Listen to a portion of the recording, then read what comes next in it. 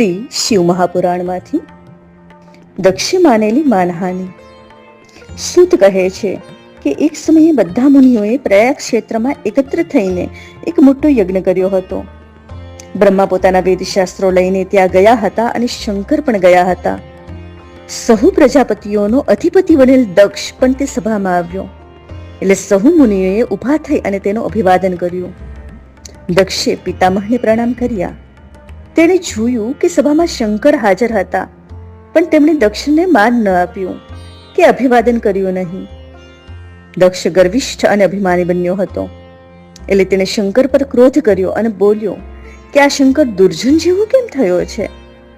તે ખરેખર નિર્લજ્જ છે. શમશાનમાં રહેનારો, પ્રેતો અને પિશાચોથી વીંટાયેલો તે મને પ્રણામ કેમ કરતો નથી?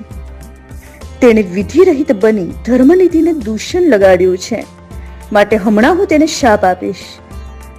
યજ્ઞમાં આ રુદ્રનો બહિષ્કાર થશે અને તેને દેવોની સાથે યજ્ઞ ભાગ અપાશે નહીં.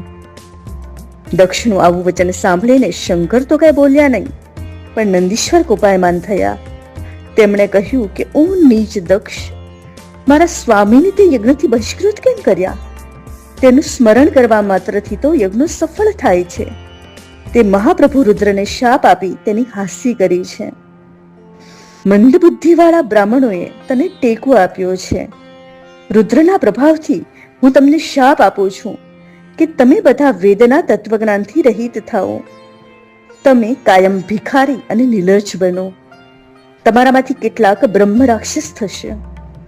આ દક્ષ કર્મભ્રષ્ટ અને અનીતિવાળો પશુ જેવો છે, તેથી તે બોકડા જેવા મુખવાળો થાઓ.